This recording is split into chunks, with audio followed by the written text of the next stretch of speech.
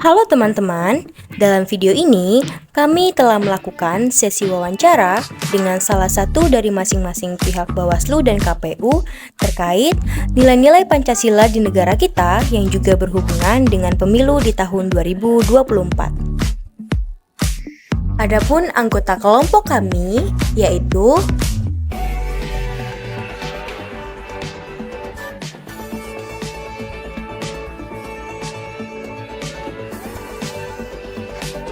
Selamat menyaksikan teman-teman.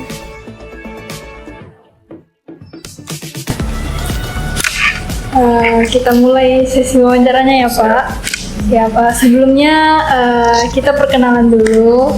Kami dari mahasiswa Universitas Borneo Tarakan dengan lagi jalan semester 2 dari Fakultas Ekonomi jurusan Manajemen.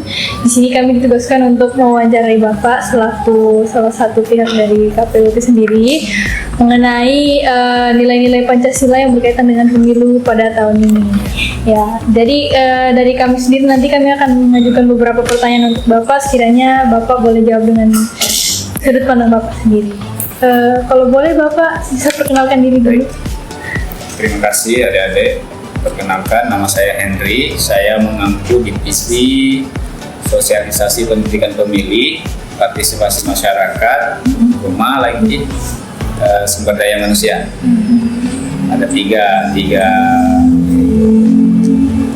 satu divisi, ada 3 item yang saya sebagai anggota KPU Kota Tarakan periode 2024-2029. Silakan, ada yang mau ditanyakan? Oke. Baik Pak, saya izin bertanya. Untuk pertanyaan pertama, sebagai salah satu pihak penting dari keberlangsungannya kegiatan demokrasi negara kita nih Pak, bagaimana pendapat Bapak terhadap nilai-nilai Pancasila yang sedang diberlakukan di negara kita saat ini? Apakah sudah cukup baik terlaksana dan berjalan sebagaimana mestinya, ataukah ada pendapat Bapak sendiri dari sudut pandang Bapak? Terkait Pancasila, Iya. Pancasila lingkup negara kita, saya pikir ya ada plus minusnya. Tidak bisa kita nilai itu baik secara keseluruhan, tidak bisa juga kita nilai ini buruk. Tapi upaya para pendiri bangsa, upaya para pemimpin kita untuk menegakkan Pancasila itu ya termasuk mengekang paham-paham radikalisme sampai saat ini. Apalagi pada proses pemilu biasanya kan sangat sensitif sekali isu-isu yang selalu dinaikkan untuk mengancam nilai-nilai Pancasila kita. Tapi ya dengan berjalannya pemilu, dengan adanya komisi pemilihan umum, ya ini yang menjaga demokrasi dan Pancasila kita itu tetap utuh, bagian dari menjaga nilai-nilai Pancasila kita. Karena kenapa dalam penyelenggaraan pemilu itu tidak hanya KPU saja yang dilibatkan, bahkan dari proses awalnya bagaimana pemilu itu bisa berjalan itu melalui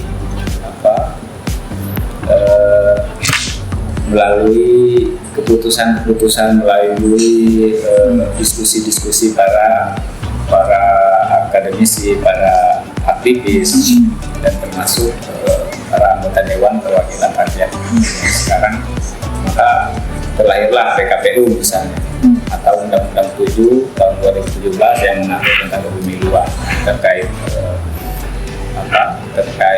menjaga keutuhan NKRI itu ya salah satunya dengan adanya pemilu itu, termasuk nilai-nilai Pancasila di dalamnya. Artinya tidak bisa kita katakan semua ini baik secara keseluruhan, tidak bisa juga kita katakan ini jelek. Ada plus minusnya dari sudut pandang mana orang melihatnya.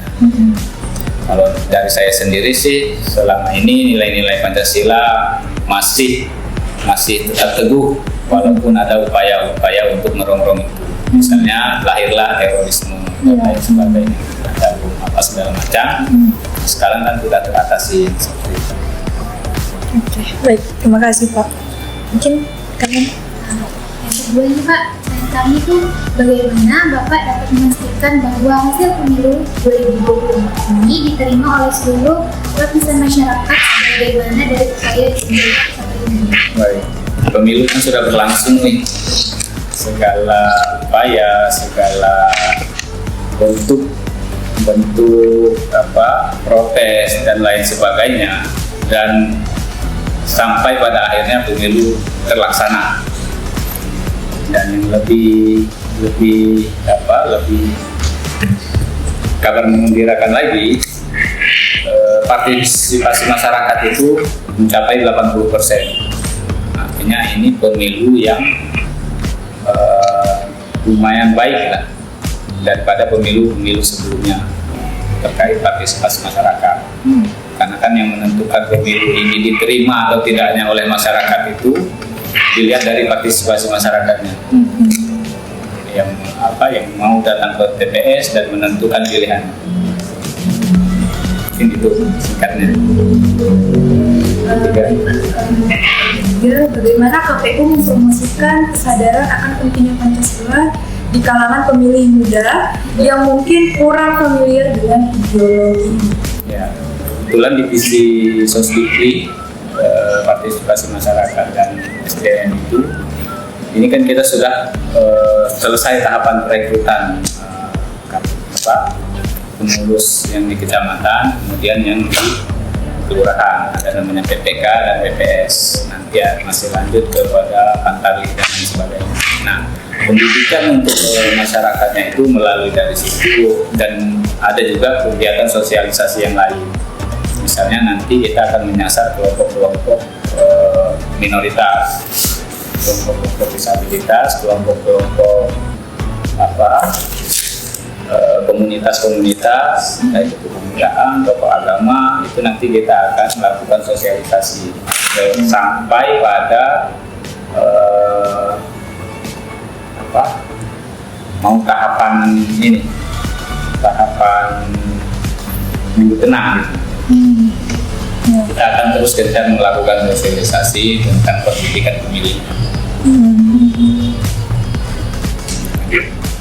Baik Pak, sedikit pertanyaan terakhir, bagaimana KPU atau dari Bapak itu sendiri dapat memastikan transparansi dan akuntabilitas dalam penyelenggaraan pemilihan umum yang mana itu sesuai dengan sila ketiga Pancasila, yaitu Persatuan Indonesia? Baik, untuk transparansi dan akuntabilitas itu jelas dari kita punya media sosial untuk mengumumkan hasil kinerja kita, hasil kegiatan kita, atau program-program kita. Dan tahapan-tahapan KPU itu sudah jelas.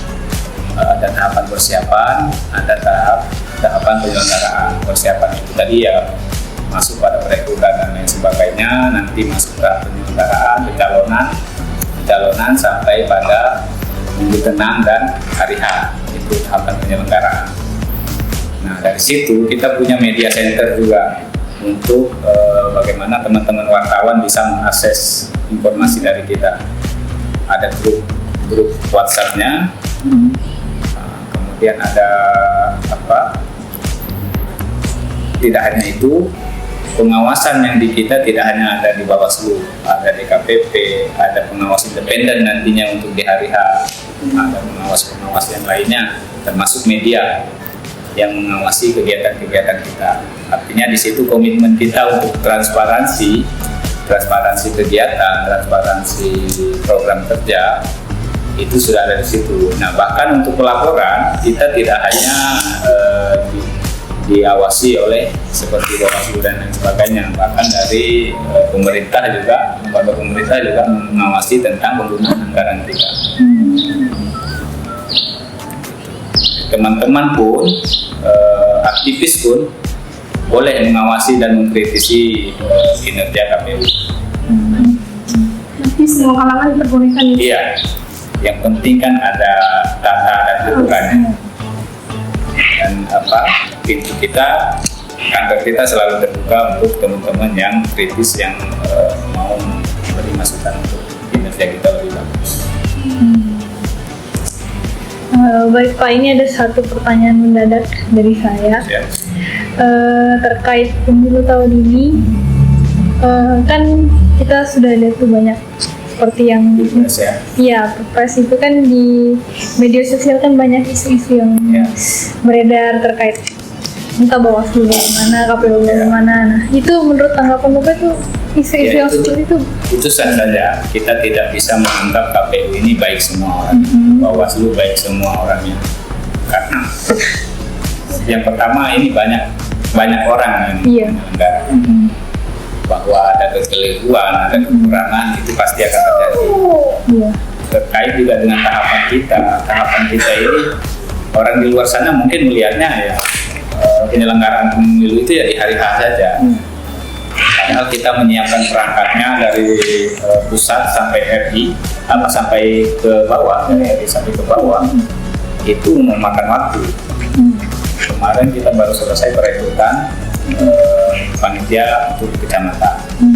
Belum selesai itu kita sudah merekrut lagi panitia untuk kelurahan. Dan itu masing-masing pimpinan yang di kelurahan dan di kecamatan itu harus punya sekretariatan. Mereka harus mengusulkan lagi nama-nama dan lain sebagainya.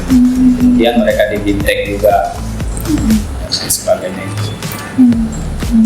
Nah, sebenarnya upaya-upaya itu ya terjadi miskomunikasi bisa saja karena waktu dan tahapannya itu pendek dan padat. Waktunya pendek, kegiatannya banyak.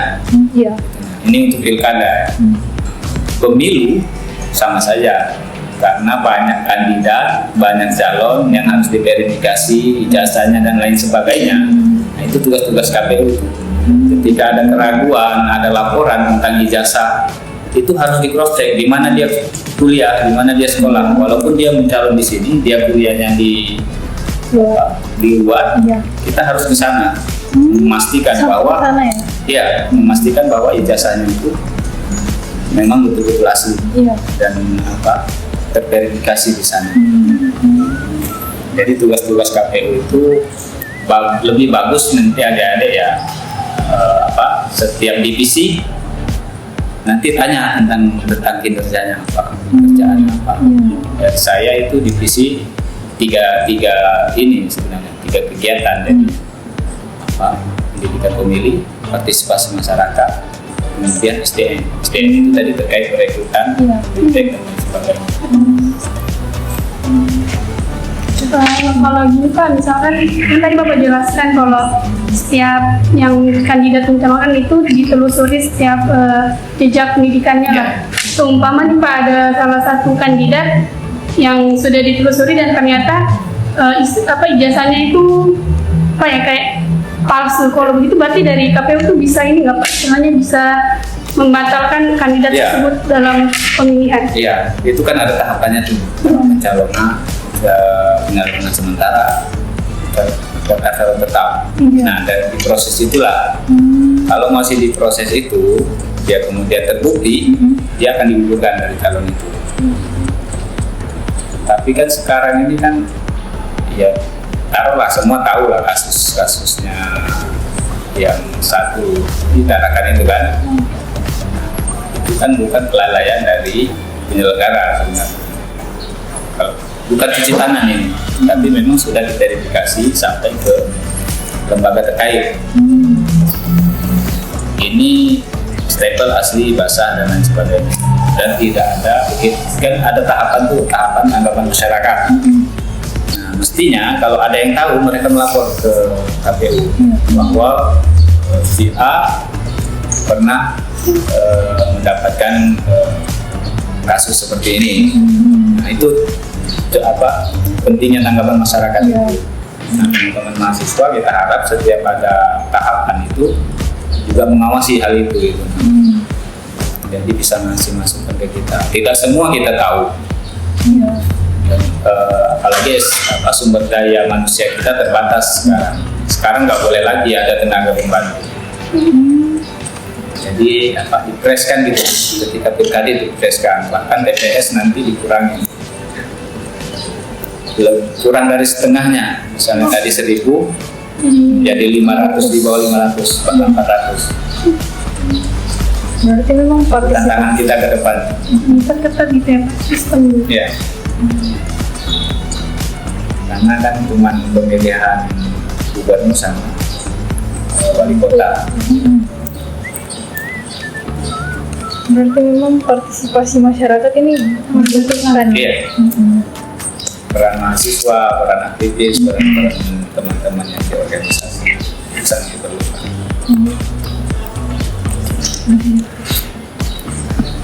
Lagi Ini silakan. Pak, satu terakhir, kalau terkait KPU kan tadi Bapak jelasin ada beberapa divisi. Kalau boleh tahu Pak, itu ada berapa bagian gitu divisinya biar Oke. teman-teman yang lain bisa tahu bagian dari KPU. Ketua itu pegang divisi pool, logistik, rumah tangga, umum, logistik, kemudian divisi data itu dan peradaan, kemudian divisi teknis, kemudian divisi hukum, baru divisi sosdikli, farmas dan SDM. Itu satu orang. Yang terakhir tadi ada 5. Sepertinya udah cukup ya Pak sesi wawancara kami. Terima kasih atas partisipasi Bapak selaku pihak dari KPU sudah mau menanggapi pertanyaan-pertanyaan kami dengan jawaban yang cukup memuaskan buat kami. Terima kasih adik-adik sudah meluangkan waktunya juga untuk berdiskusi dengan kita. Kita harap ke depannya adik-adik juga bisa memberi masukan tentang kinerja KPU ataupun isu-isu yang ada di masyarakat. Silakan. Terima kasih Terima Pak. kasih, kami mohon maaf atas segala kekurangan. Wabillahi taufiq wal hidayah. Assalamualaikum warahmatullahi wabarakatuh. Waalaikumsalam.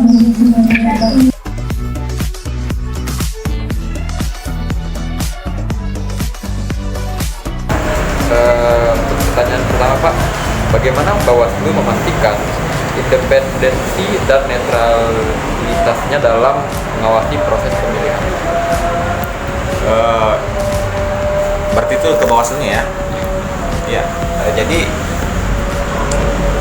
salah satu persyaratan untuk menjadi komisioner Bawaslu ataupun penyelenggara pemilu yang lain itu harus netral. Tidak tergabung ataupun ikut dalam partai politik manapun. Itu yang pertama. Jadi sebelum baru mendaftar aja kita harus sudah netral. Apalagi sudah jabat sebagai penyelenggara gitu kan. Dan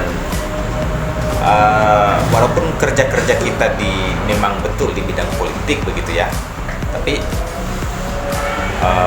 kita nggak bisa memihak salah satu gitu. Ya, kita penyelenggara, kita pengadil yang harus di tengah-tengah, nggak boleh ke kiri, nggak boleh ke kanan, jadi harus di tengah-tengah. Penyelenggara pemilu manapun semuanya yang namanya penyelenggara pemilu memang harus netral ya, walaupun memang sebagai penyelenggara pemilu kita masih tetap punya hak pilih ya, kita masih punya hak pilih gitu, tapi bukan berarti kita jadi kita itu hanya sebatas memilih di bilik suara, nggak sampai dibawa keluar. Jadi memang untuk menjadi penyelenggara pemilu ya memang harus netral. Salah satu persyaratannya itu. Ya. Ada lagi. Apa saja tantangan terbesar yang dihadapi selama persiapan dan pelaksanaan pemilu? Persiapan dan pelaksanaan ya. Ya. Kalau tantangan terbesarnya sih yang pertama kita persiapan maupun pelaksanaan nih. Itu di SDM terutama. Kita sangat kekurangan SDM. Dan itulah yang membuat kami itu memang betul-betul kerja ekstra. Nah, kalau hanya tantangan sama ini juga sih sebenarnya, kita ini kan kota mayoritas ya, maksudnya yang multikultural, ya multikultural. Jadi sedini mungkin kita harus menjaga isu-isu yang bersifat egosektoral itu. Misalkan yang berbau agama, berbau ras, sensitif. Itu hal-hal yang sensitif. Jadi benar-benar kita tantangan terbesarnya juga di situ gitu, menjaga itu gitu. Karena biar bagaimanapun kita tidak boleh melupakan kita pernah mengalami kejadian yang tidak mengenakan beberapa tahun yang lalu, dan itu yang kita jaga supaya tidak terulang kembali. Jadi persiapan yang Bawaslu lakukan itu Pak untuk menghadapi tantangan itu gimana? Ya intinya begini, kalau berbicara kelembagaan kan, yang pertama kita sosialisasinya jalan mengenai itu ya, no hoax, no isu-isu sara begitu, kemudian ujaran kebencian personal maupun larinya ke sara, ataupun ujaran kebencian itu. Jadi sosialisasinya itu kita perbanyak sosialisasi itu.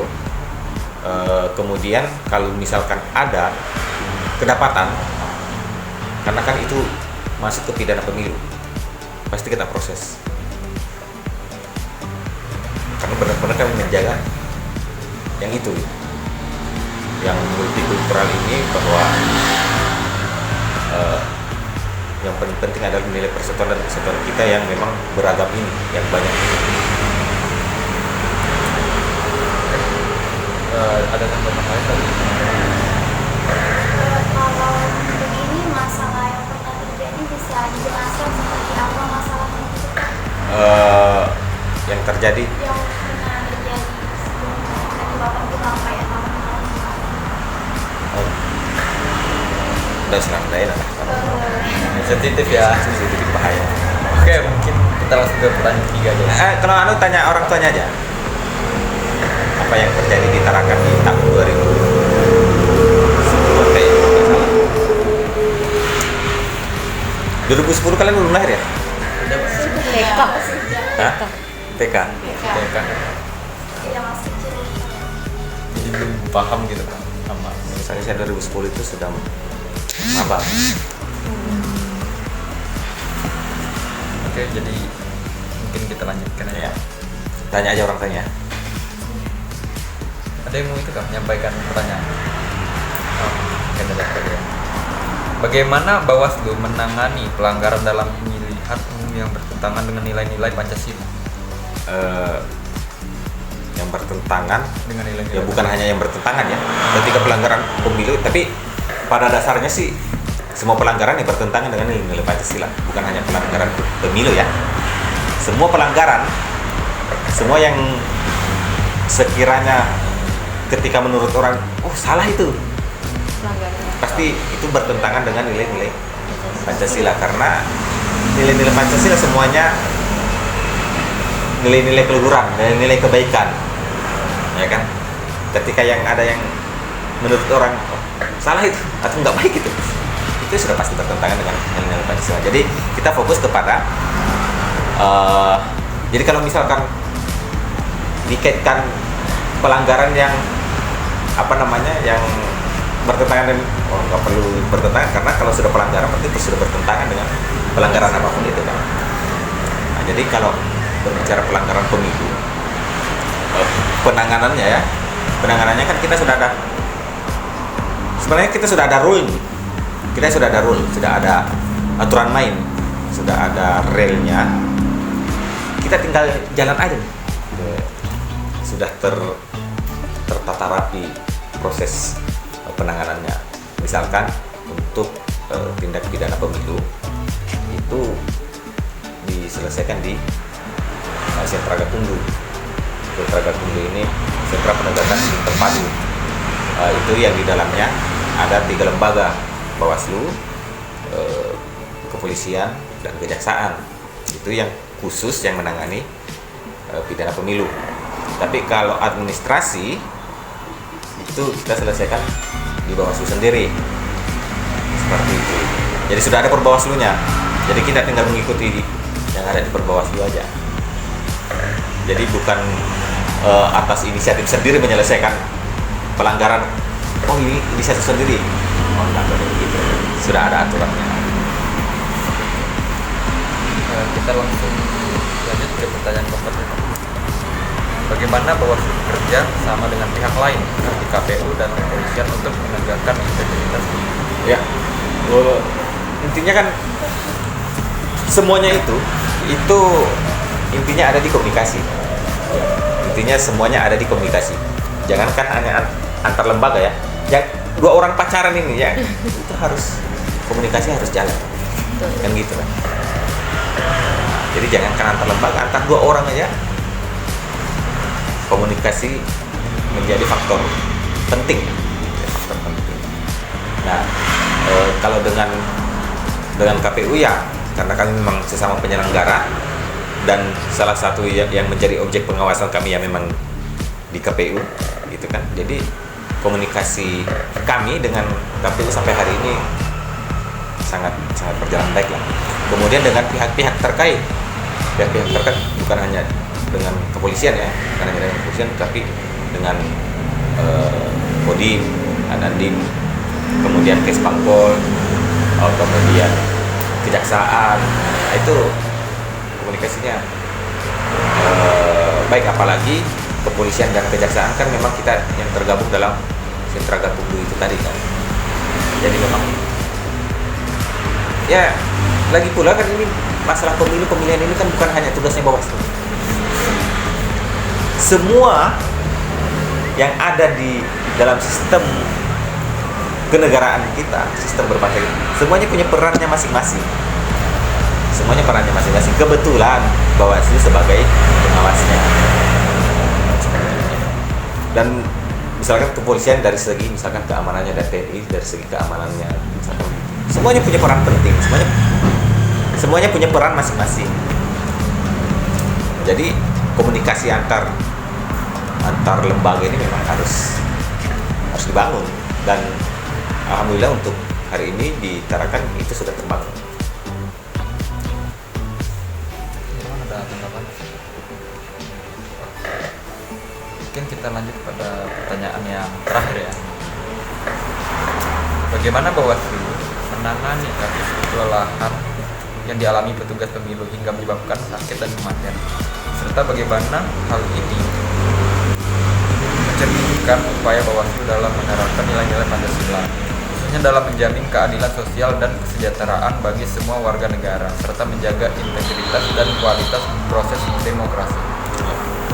Jadi kalau yang kelelahan, yang bahkan sampai kematian, itu memang sudah bukan hal yang baru lagi gitu. 2019 kan kita merasakannya itu dengan jumlah kematian terbanyak begitu ya.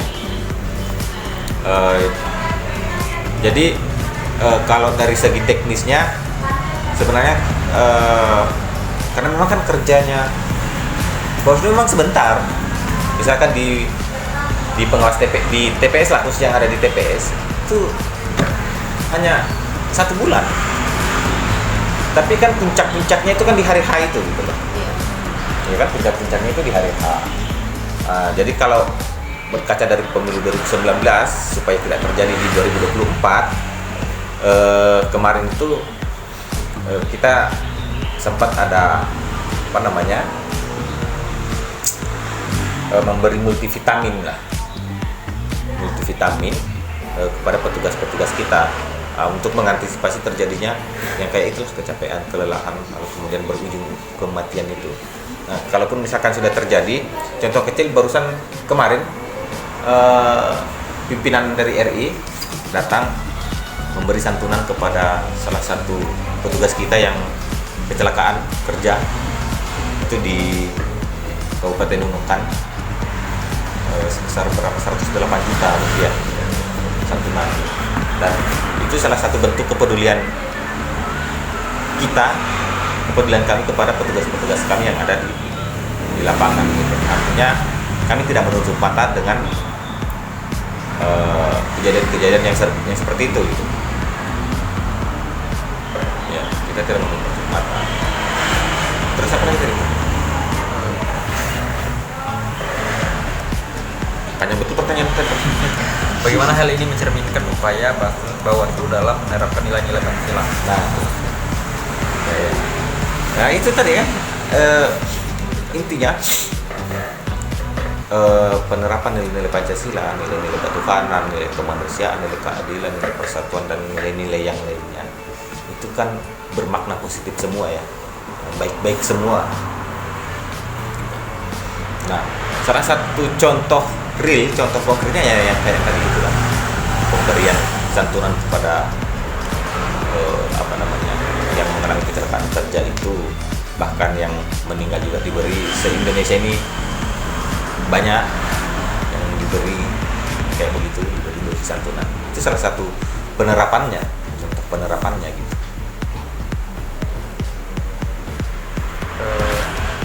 Mungkin karena pertanyaan sudah habisnya Pak. Kalau ada Tanya ya.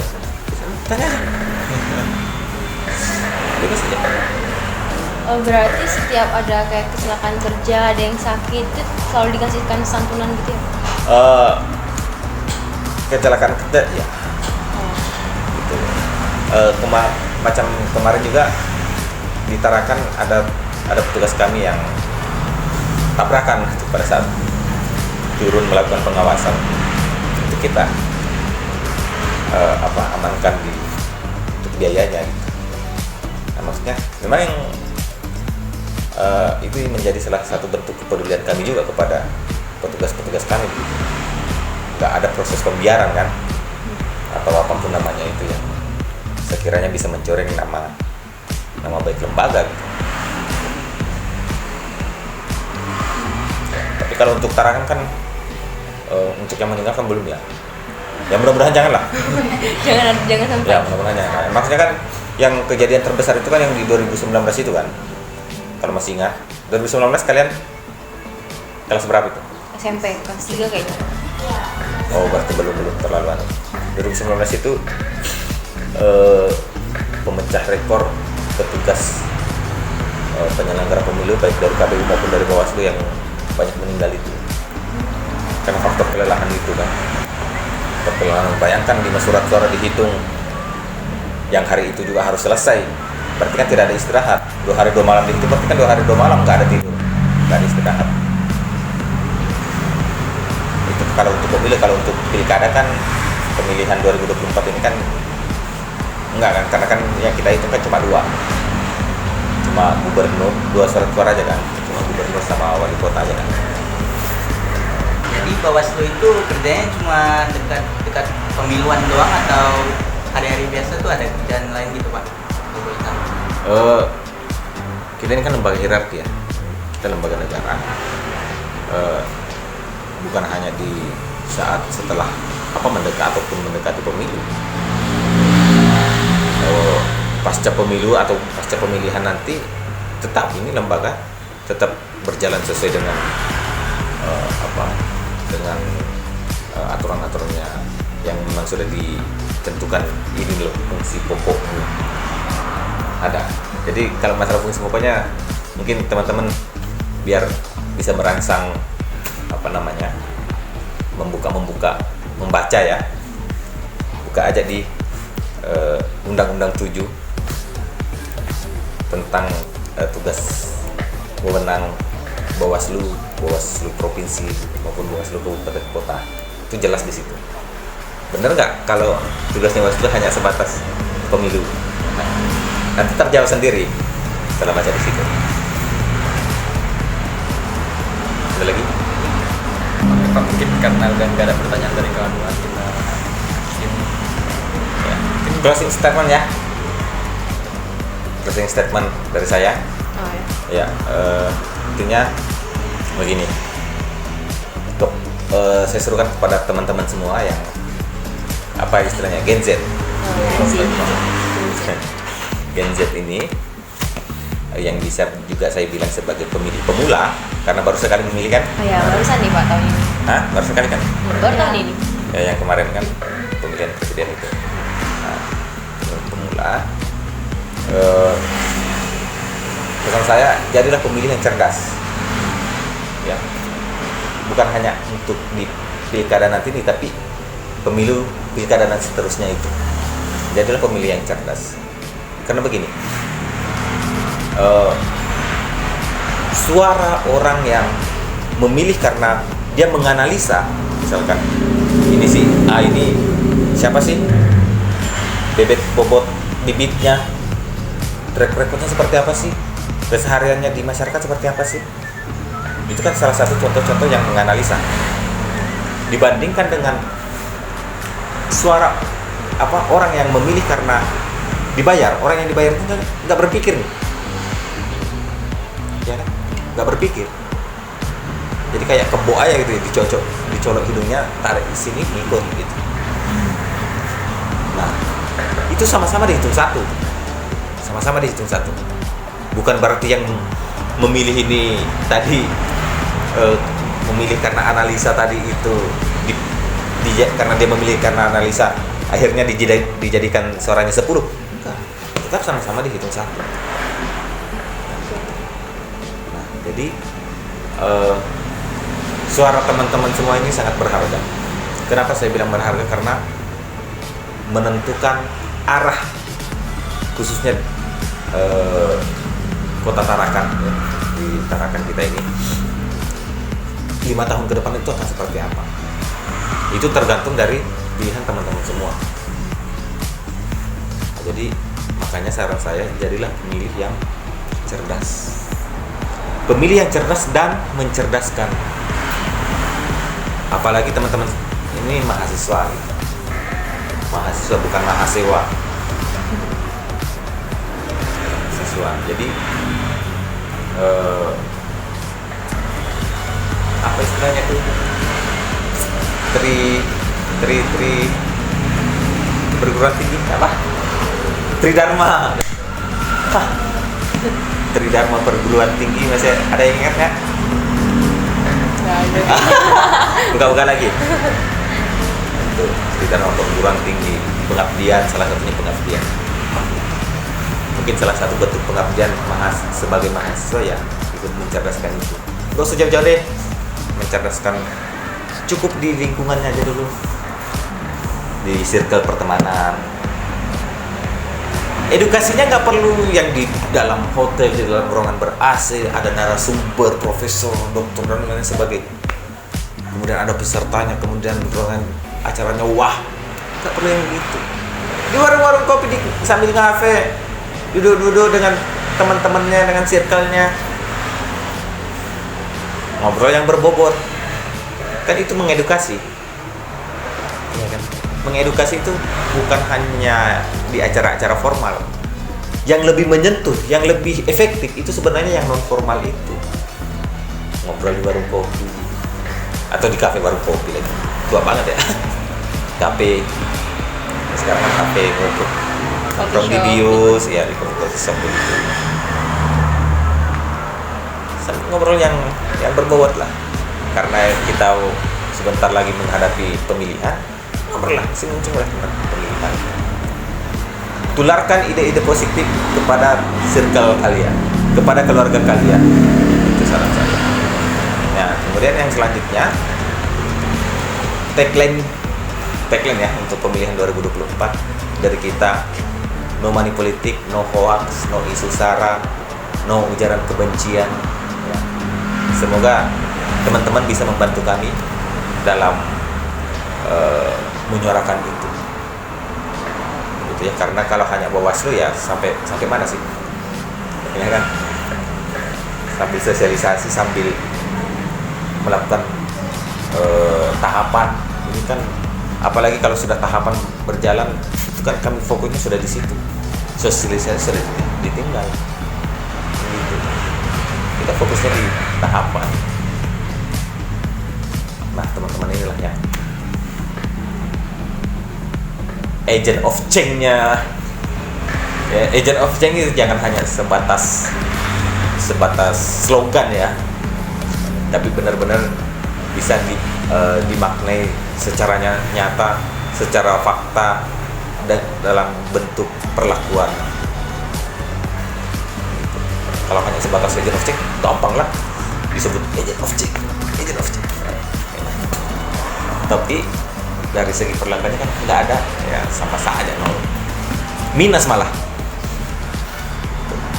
Jadi itu sangat mengharapkan bantuan teman-teman semua di kalangan mahasiswa ini, di kalangan yang pemikir-pemikir kritis ini, untuk mencerdaskan, bukan membantu Bawaslu ya, tapi membantu negara ini mencerdaskan pemilih. Kayak begitu. Kalian nggak membantu negara ini, tapi membantu bangsa ini, membantu negara ini, membantu Indonesia. Nggak perlu acara-acara formal, sama seperti yang saya bilang tadi, sambil nongki-nongki. Nggak usah ngobrol masalah teman, ngobrol aja masalah pun. Begitu. Tularkan ide-ide positif, nalar-nalar positif. Bayangkan kalau satu orang menularkan ke satu orangnya lagi, sistem kayak MLM itu. Ya kan, piramida. Ya kan piramida. Satu pelakunya menularkan satu, yang satunya menularkan lagi satu, yang satunya menularkan satu. Kamu berkembang. Nah, makanya saya bilang kita mulai dari yang lingkungan terkecil aja. Ya mungkin itu. Terima kasih banyak atas kunjungannya. Ya, Pak, kami juga berterima kasih.